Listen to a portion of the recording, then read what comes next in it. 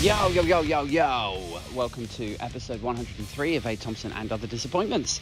If this is your first time tuning in for the last, I don't know, however many weeks, you're not really up to speed with latest developments. Me and my family have decided to come out to Phuket for a month in the summer, and this is, it's lots of fun. I did an episode a couple of days ago where I interviewed a chap that I got talking to out here. He's a Belgian property investor. You should definitely go and check that out. This one is a solo show, though. There's no guest on this. It's just me and you. Although this is not a transactional conversation, cannot stress that enough. Very much a one-way thing, this whole podcast thing. Let's really nail that down. Do not answer me back when I ask a question, because I will not hear it. Okay, this is not a telephone call, Dad. So let's get into it. I've got my coffee. I've got some brief respite from my crying children upstairs. Let's crack on.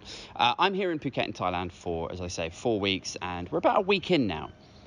So only 3 weeks to go until we can get back to Blighty. It's funny here because, like, it really is. There's not an hour that goes by where I'm not consciously thinking of how to go about moving here. Do you know what I mean? Like, do normal people feel like that when they go on holiday?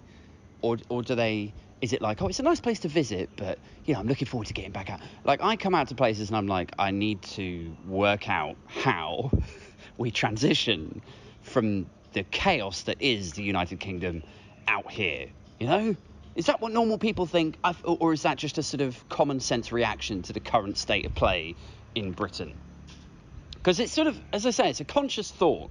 What components would we need to realise to get my kids' education sorted and to convince my girlfriend to leave all her friends and family behind without it feeling like all, I don't know, coercive?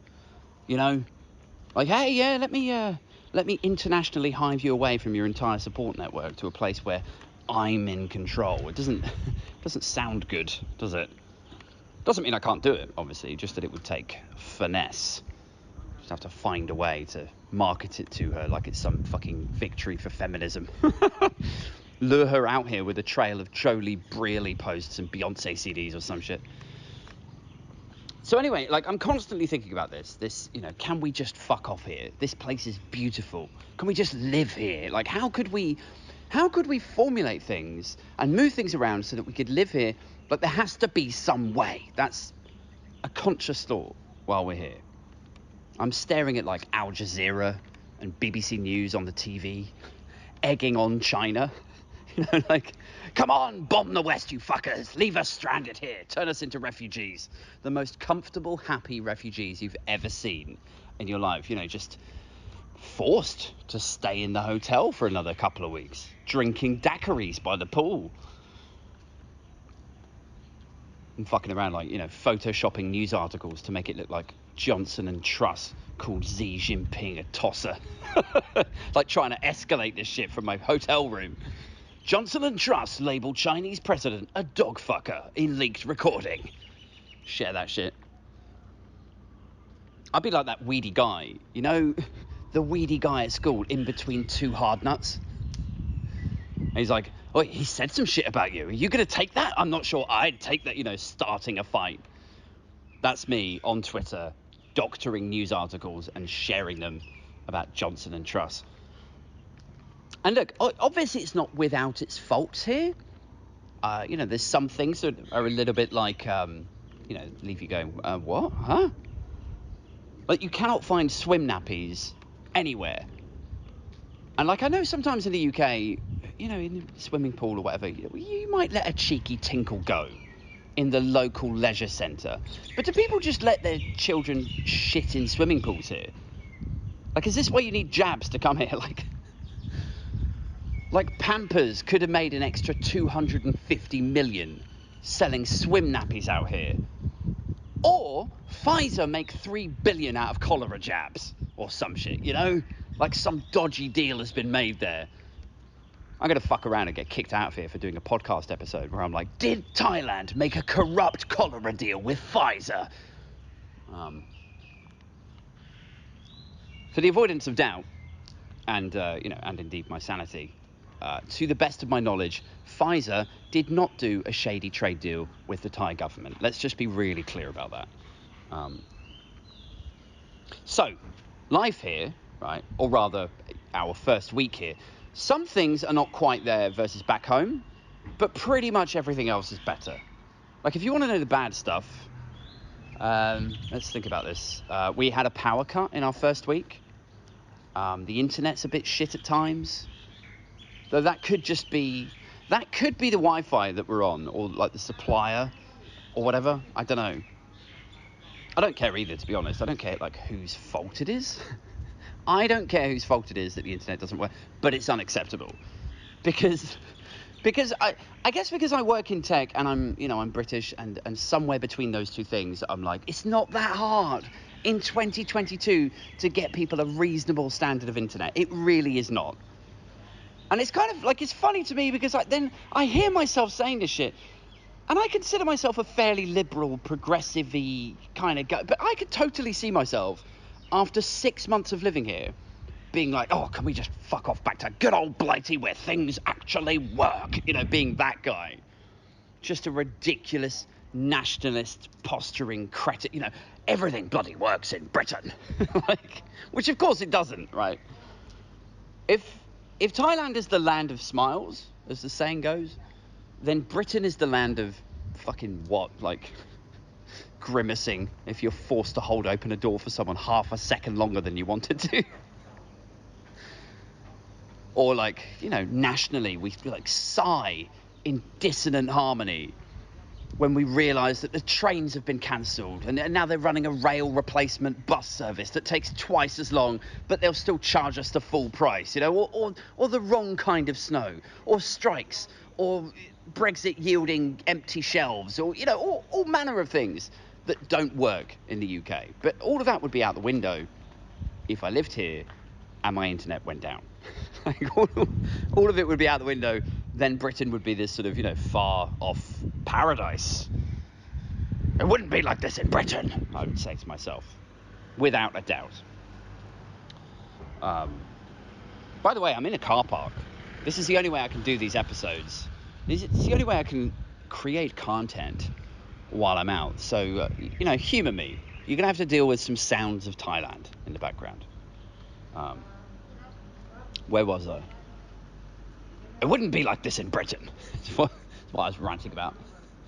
It wouldn't be like this in Britain, he screamed at the exhausted Koh-Tao cashier as she explained to him for the third time that no, sir, there are still no swim nappies in stock. And could you please stop asking if we could import Beavertown and then complaining when it's 3 times the price of a locally manufactured Pilsner?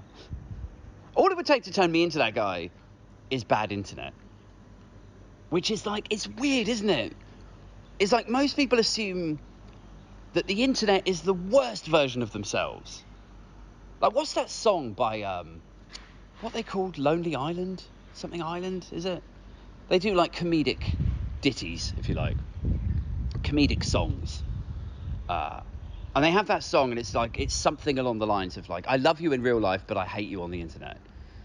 Or something, like the concept is like, this person is a normal person, and then they go on the internet and they turn into a radicalized, frothing lunatic, and all their friends hate them.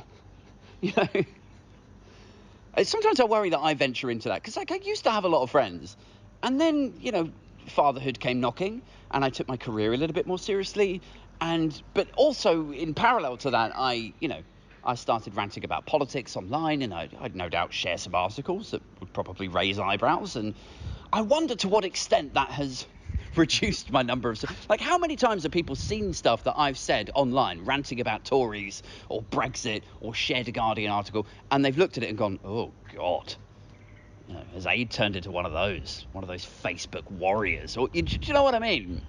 To what extent has that reduced, minimized my circle of friends? I suspect the answer to that question is something I would not like to hear. So there's the people, like the normal people who go on the internet and, they're normal in real life, but then on the internet they turn into radicalized versions of themselves ranting, sharing articles.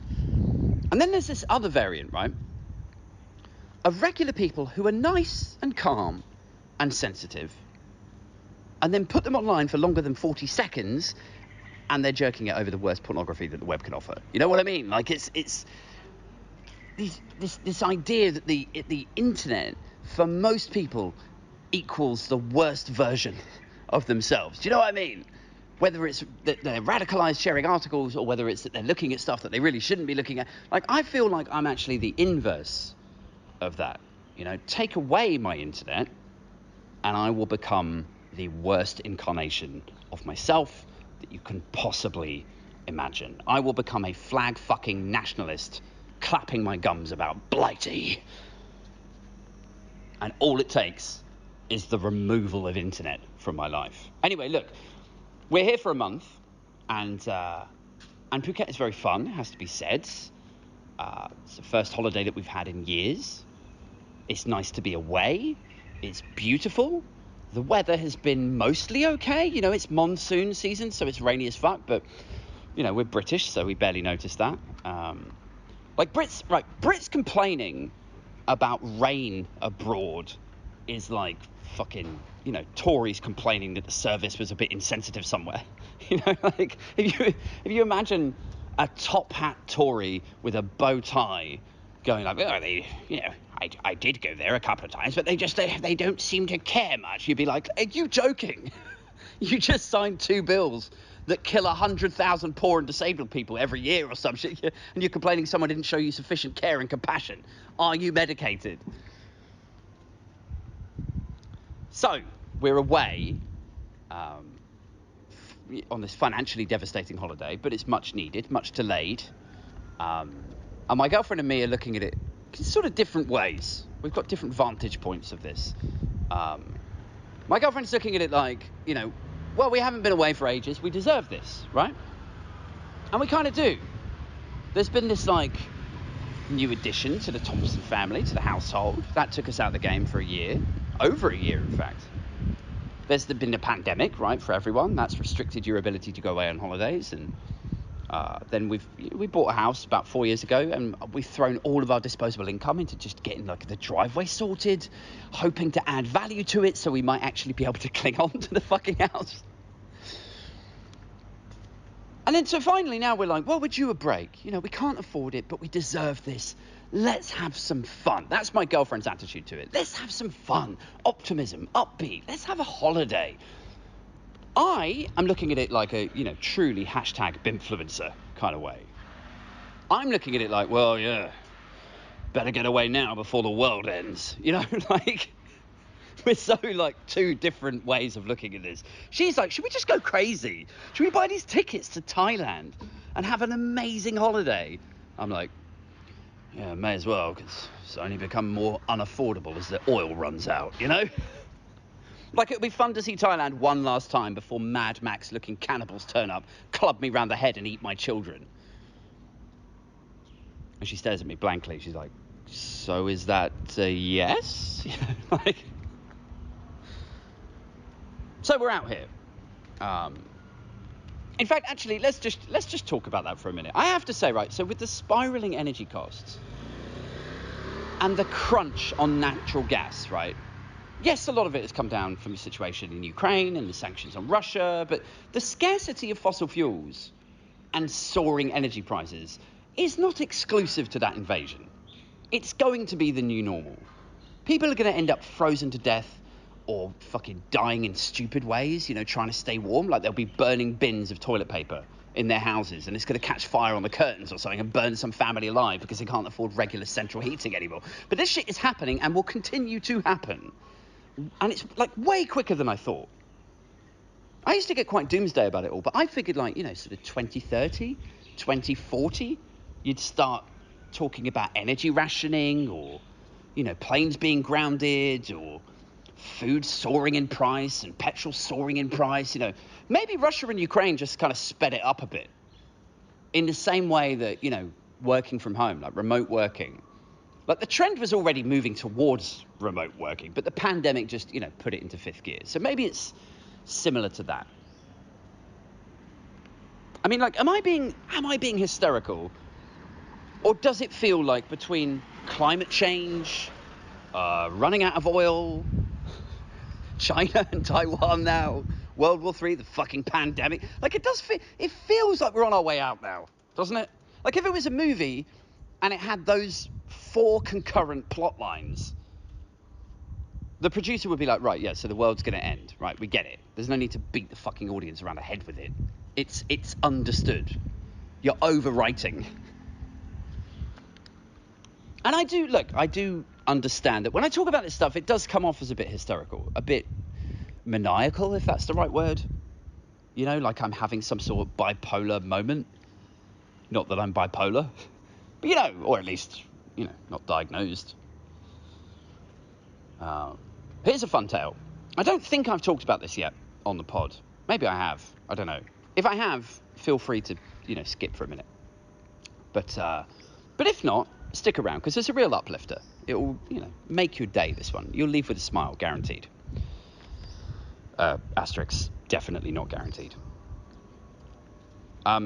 So I remember this, right? This is something that happened about 3 months ago.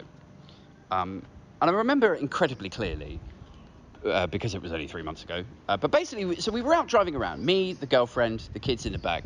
We drive around and we look at houses.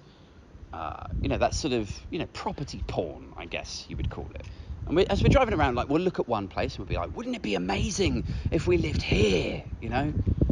Wouldn't it be amazing if we could afford a place like this? It's something that we like to do. I like to do it because it's free and I spend all my salary on fucking bills and it keeps the kids strapped in and under control. So I get a fucking break for an hour, right? And my girlfriend likes to do it because she works in property and she's always been obsessed with houses. So, you know, between the two of us, it works out pretty good. And she's looking out the window. She's like, wow, look at that country pile there. You know, I'm like, I mean, I can barely afford a fucking coffee, you know. Like, showing me millionaire mansions when all of my salary goes on bills is like fucking showing pornography to a eunuch or something, you know? But it's a thing that we do, and we'll no doubt continue to do until the cost of petrol to drive around for an hour becomes totally unmanageable. Which it will. We're all doomed. LOL. But let's continue. Now, a lot of these drives is just fantasy, right? It's like the real life version of flicking through Rightmove and searching on properties between, 3 million and 5 million. And then go, whoa, oh, I like this. This would be so pimp. I'd put an office in that 3-car garage. And then, Lucy, come over here. Look, we could put a panic room, nuclear bunker out the back. Oh, yes. It's just nice to see what's out there. And you start thinking, well, we live in a shitty 2.5 bed in one of the shittiest towns in Hampshire. And I am not proud of my town. It can go fuck itself. But it is in the southeast. So you kind of get to thinking, if we sold up here and bought up north or something, or Scotland, what could we get? Could we get the garden, underground panic room bunker while wider society tears itself apart? Could we live that dream?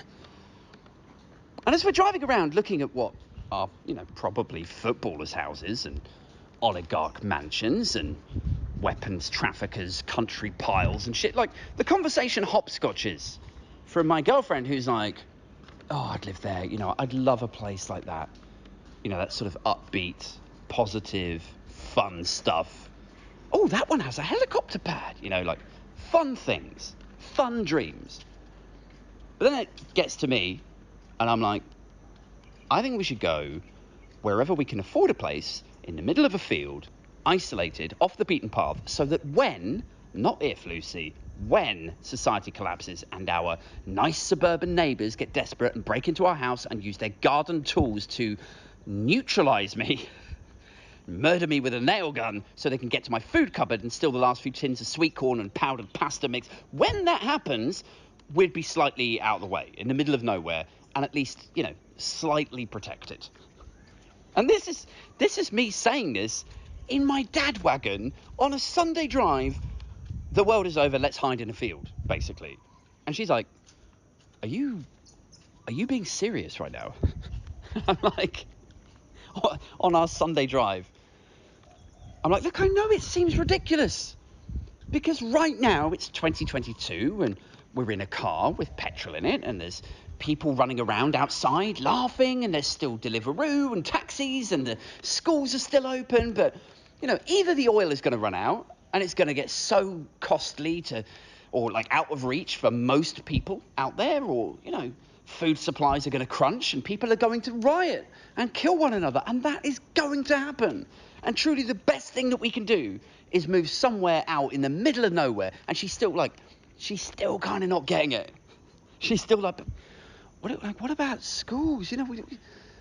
We probably wouldn't even be in a catchment area. I'm like, no one's going to care if our kids can read or write when they're eating them, Lucy. And her eyes widen, as you would if your partner, the father of your children, the provider, the guy that's paying the bills, starts coming out with some crazy shit like that on your family Sunday drive. I'm like, people are going to get desperate and kill and probably eat each other. Who gives a fuck about schools? It's not like people are going to be like, oh, have you tried the illiterate grilled infant? Oh, it's so much better than the 3 R's one. Like, nobody's going to care. And I really went off on one with it. I'm thinking back on it now, it still makes me laugh. Like, she's just sat there, this nice, privately educated, Dulwich, now suburban mum, talking about the houses she wants. Fantasy, upbeat, nice stuff. And I'm crushing that shit with like, if I'm wrong, then I'm wrong. And we just end up in a bigger house in a field where the kids can run around, like without us worrying that they're going to get shanked over their postcode. But if I'm right, which I am right, then gas, electric, petrol, interest rates, mortgages, food, everything is going to get harder, and people are going to get hungry and desperate, and then they're going to get violent and rob and murder each other with table legs for cans of fucking beans. And there's like 2 young children in the back seat this whole time. And my son like pipes out like, Daddy, why is Mickey Mouse happy? Like there's two mentalities in this fucking car. There's me, the world's going to envelope into murderous chaos. And then there's my kid's blissful ignorance, like, oh, it's sunny outside and I like Goofy better than Donald Duck because jelly and ice cream. And then my girlfriend is somewhere between the two of those, Like, she has the intelligence and the will and patience to listen to me about this stuff. But she still believes that human ingenuity will somehow save the day. Like some professor in fucking Oregon or Sydney will just like enter the room and go, don't worry about climate change. I figured it out. If you heat up mud to 40 degrees, actually it solves everything. Like something weird and ad hoc and random and human ingenuity, like someone's going to step in at the last minute and save the day. If you throw mud up at the sky, it will fix the ozone layer. You can decarbonize the atmosphere by just, I don't know, if everyone breathes in really hard, then it might fix it. I mean, well, I'm what I like to think is a realist, and I deal with facts and worst case scenarios. I'm like, yeah, we should probably plan some sort of Noah's Ark for this shit. Little cottage in the woods with a 30-foot high border wall. She's like, okay. And honestly, like, she got out of that car with a face like a smacked ass, because she's a sane person. And it's kind of the right reaction. Someone tells you how bad things are actually going to get, at least in my mind, and at least until, someone explains to me why oil wouldn't run out, or how we're going to fix it, or like, why places like Saudi Arabia, the greatest oil-rich nation of the world, like, why they're now drilling dangerously offshore in desperation, like alcoholics banging an empty pint glass on the bar at 11:05, like, one more drink, desperate to keep the party going. Let's drill offshore. Oh, yeah, sure, fine. What does that say to you? It tells you that there's a scarcity, that even the most oil-rich nations are beginning to run dry. Until someone can explain to me why that's not something to panic about, I just I'm nailed to this idea that we're cosmically fucked. So yeah, that was a fun Sunday drive. Proper Binfluencer style. Really taking that nice, upbeat, inspiring drive, looking at people's millionaire lifestyles and slamming that shit down with a, we are so very, very fucked. Anyway, back to this holiday. God, I'm such a downer. You know, such a cliche comedian, sad clown. Like, I can find some funny in life. I can raise a smile, can make myself laugh, and hopefully some of you guys. But actually deep down, or not even that deep, it's just a dark, depressing deluge of reality that will cloak and may remove the light from your day. Like a cold, unforgiving, blackening cloud eclipsing the dusk sun. You asked for a humorist. You asked for something light. Well, I bring you the darkness. It's funny, like, some couples, some families book a holiday and they're like, hey, it'd be nice to get away. And they just walk around, arm in arm, forging memories, quality time. I have to turn it into some, sort of hypothesis of a goddamn dystopian nightmare, It'd be nice to hide out here when China strikes, to be honest, like one eyeball on the news constantly. Have they dropped a nuke yet? No, it's probably going to happen soon, This would be a good place to hide out. I mean, it's not probably on the list. Like Thailand, it's difficult to imagine Thailand would be on the list of published adversaries of China, I think. So anyway, yes, it started off as, it'd be good to get away. We deserve it. Versus, yeah, may as well. All of this is going to be over in a year or two. And here's the thing, right? Do you ever worry? My God, these birds out here are going crazy. What if the birds like squawking there was like the first reaction to a nuclear bomb having gone off over it? Anyway, let's not get too weird about this. Do you ever worry that you've been radicalized though? Because it's a big question, right? And you got to possess some level of self-awareness to be able to ask that question. Have I been radicalized? You have to be conscious of your own psychological vulnerabilities, that you could be susceptible to shit. You have to have an understanding of critical thought and embrace it. You have to accept or embrace it. You have to understand how people perceive you and like how your colleagues might perceive the same information as you've perceived, but in different ways. And then you have to be able to ask yourself, like, am I being manic here? Am I having some sort of episode? Am I going a bit hysterical with concepts like peak oil or worst case climate meltdown? You know what I mean? Or the possibility of a new pandemic or what? Like, am I being a little bit over the top? Am I being hysterical? Have I been radicalized? And then you think, I don't think I have been radicalized. I don't think I am. Because I don't think radicalized people stop to wonder if they've been radicalized. I think they just think the thing that they think is the truth. You know what I mean? But also it's a little bit like, if you say, have I been radicalized? And then you go, no, because I think if I had been radicalized, I don't think I'd ask that question. It's a bit like you're saying, oh, so I'm not radicalized, but based solely on the fact I questioned it for 30 seconds rather than whether my fears were irrational or whatever. Does that make sense? It's like a sort of, get out of jail free card. Have I been radicalized? Well, I've asked that question, so I guess not. It's like when people say, am I insane? And you go, well, if you're capable of asking the question, I'd say no. And then you're like, oh, okay, cool. Because I've just been having a 30-minute debate about Brexit with Elvis Presley. But as long as I've asked the question, I guess I'm perfectly fine. But I don't know. I also, I question myself in terms of ego with a lot of this stuff. Like, do I just buy into this stuff because subconsciously I quite like the idea that I know we're all fucked. Society's fucked. Few other people seem to know that or accept it or appear to, at least. So it's like, at least I knew. You know what I mean? Like, we're all screwed. It's going to get really bad. But at least I knew. At least I was smart. Like, is there some layer of ego to it like that? Like, I think I made a joke about this on a different episode. You know, like me spinning on a spit roast, being cooked by cannibals, cooked alive, and I'm next to someone else. I'm like, well, haha, I was right all along, you know, like taking some sort of social collateral out of the fact that I knew that this was happening. At least I knew that we were fucked.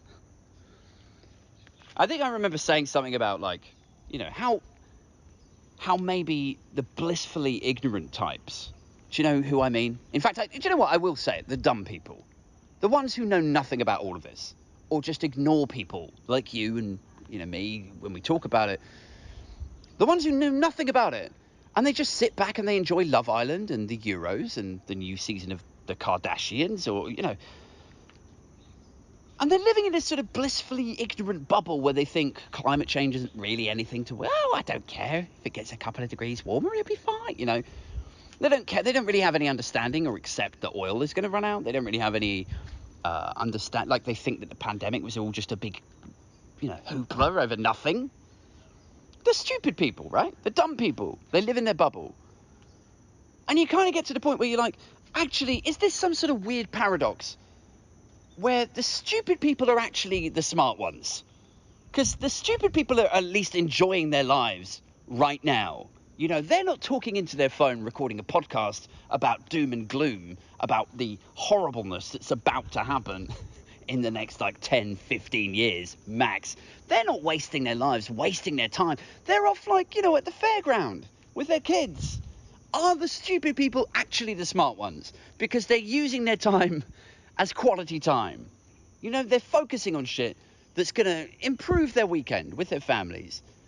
Or maybe working harder so that they can earn enough money to fuck off and buy a New Zealand island and then miss out on all of the chaos and the murder. Are the stupid people actually the smart ones?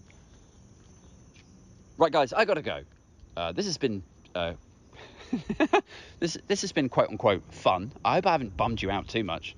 I mean, that's basically the MO of this this entire podcast is take really depressing, dark truths and a realistic look at modern life and just hand it to the listeners or the viewers if you're watching this on YouTube and just, you know, embrace it, wrap it up like it's gallows humor. Like, well, you know, we're all fucked, so let's just grab a beer and, you know, talk shit about it.